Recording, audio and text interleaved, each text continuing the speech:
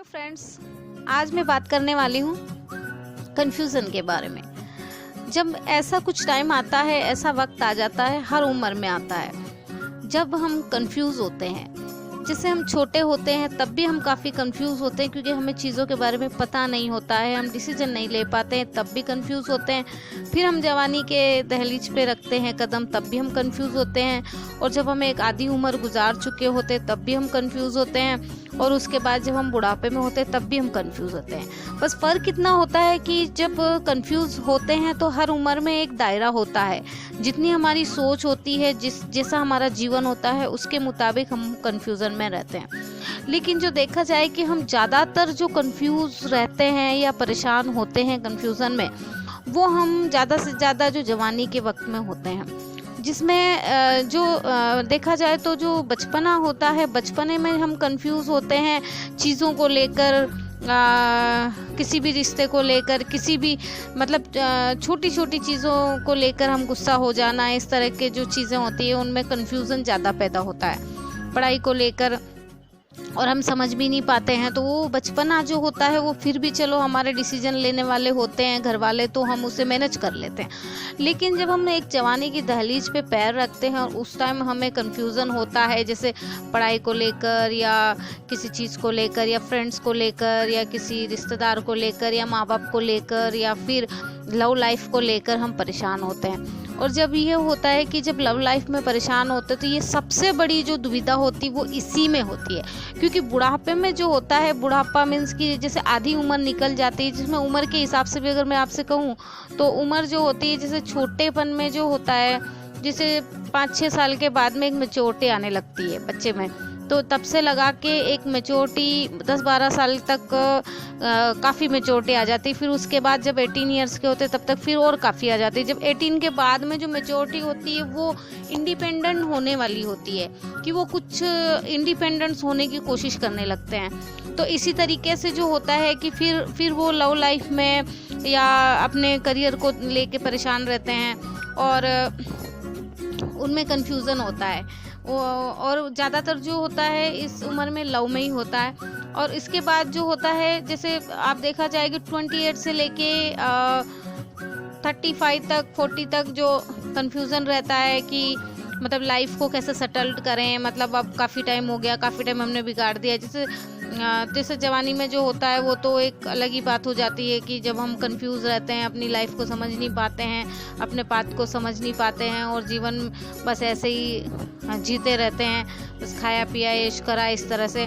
तो ऐसा नहीं कि सभी लोगों को ऐसा होता है, लेकिन कुछ लोगों के लिए कन्फ्यूज़न बहुत ज़्यादा ही होता है। कभी कभी जो टाइम कहाँ देना चाहिए और कहाँ दे देते हैं। लेकिन जब आफ्टर 28 ईयर्स के बाद में एक मैच्योरिटी ऐसी आ जाती है कि वो जीवन को लेके संघर्ष करने लगते हैं और उन्हें 3D लाइफ से ज़्यादा उन्हें अपने कहते हैं ना कि उद्देश्य पे ज़्यादा ध्यान होता है, कि मतलब हमारा जन्म किस लिए हुआ है, कैसे हम आगे बढ़ना चाहते हैं, हमें किस चीज़ में हमें इंटरेस्ट है, या हम एक स्पिरिचुअल हो जाते हैं। तो इस तरीके से जो होता है ये कन्फ्यूज़न जो है, इस तरह का कन्फ्यूज़न होता है। अब इनमें काम कैसे करना है, कि कन्फ्यूज़न को क्लियर कैसे करना है, ठीक है। जब बचपना होता है, जब छोटे होते हैं, तब माँ बाप हमारे गाइडेंस होते हैं और उनकी वजह से हम अपने कन्फ्यूज़न को क्लियर कर पाते हैं, वहाँ हमें कोई टेंशन नहीं होती है। लेकिन जब हम एक जवानी की दहलीज पे जब पार करते हैं और फिर उस टाइम कन्फ्यूज़न क्रिएट होने लगते हैं, कुछ ऐसे मिसअंडरस्टैंडिंग क्रिएट होने लगती है हमारे माँ बाप के बीच, हमारे रिश्तेदारों के बीच, हमारे फ्रेंड्स के बीच, और हम अपने करियर को लेके भी परेशान होते हैं। और उसी टाइम अगर जैसे एक लव लाइफ आ जाता है तो उस टाइम हम बहुत ज़्यादा कंफ्यूज हो जाते हैं। तो वो जो कन्फ्यूज़न है उससे बाहर निकलने के जो रास्ते हैं उन्हें ही हमें ढूंढना है। वो कैसे ढूंढना है, देखिए सबसे पहले तो क्या है कि जो इस अवस्था में ज़्यादा परेशानियां होती है, जैसे देखा जाए 18 to 28, ठीक है, इस उम्र में ज़्यादा कंफ्यूज होते हैं। और इस कंफ्यूजन का रीज़न ज़्यादातर जो होता है, फ्रेंडशिप हो सकता है, लव हो सकता है, परिवार भी हो सकता है, अपना करियर हो सकता है, मतलब इस तरह के काफ़ी कन्फ्यूज़न रहते हैं और काफ़ी ऐसे सिम्पटम आते हैं जिनकी वजह से कन्फ्यूज़न पैदा हो जाता है। तो इन कन्फ्यूजन से इस उम्र में जो बाहर निकलने का, देखिए होता क्या है कि जो बचपना है उसमें तो माँ बाप संभाल लेते हैं, और जब एक एज आ जाती है उस टाइम अच्छे दोस्त, अच्छे पुराने फ्रेंड्स या फिर हम खुद अपने गाइडेंस बन जाते हैं, और एंजल्स भी सपोर्ट करते हैं। वह एंजल्स तो सारी उम्र में करते हैं, जवानी में भी हिंट देते हैं नंबरों के थ्रू, पर हम इसे समझ नहीं पाते हैं। लेकिन एक एज के बाद में जब हम इसे समझने लगते हैं तो हम स्पिरिचुअल होने लगते हैं, और स्पिरिचुअलिटी को हम समझने लगते हैं। हैंगमैन की स्थिति में आकर भी हम अपनी मैच्योरिटी से खुद डिसीजन लेते हैं, और खुद इस डिसीजन को लेके और हम किसी पे ब्लेम नहीं करते हैं। जबकि जवानी में हम किसी पे ब्लेम कर देते हैं, हम किसी के भी सर पड़ जाते हैं कि भाई तेरी वजह से ऐसा हो रहा है, तेरी वजह से ऐसा।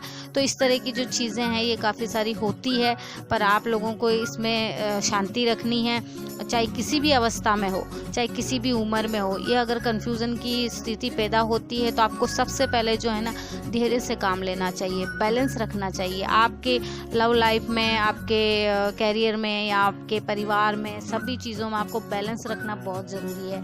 तो सबसे पहले आप इन चीज़ों को बहुत ध्यान रखिए कि जब भी कन्फ्यूजन क्रिएट होता है तो वहाँ बैलेंस होना, धैर्य रखना, यानी कि शांति रखना, और जल्दबाजी नहीं करना। तो ये जो चीज़ें हैं इनका ध्यान रखोगे, कोई भी रिश्ता अगर आपका है तो वो रहेगा, ठीक है।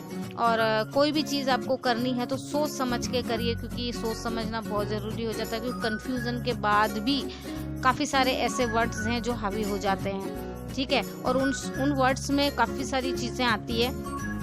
ये वर्ड्स नहीं होता है, इस वर्ड्स के अंदर, कन्फ्यूज़न के अंदर काफ़ी सारी मिस्ट्री होती है। तो इन मिस्ट्री को मैंने आज समझाने की कोशिश की, इस वर्ड को। तो अगली बार फिर मैं टॉपिक लेके आऊँगी, तब तक के लिए नमस्कार।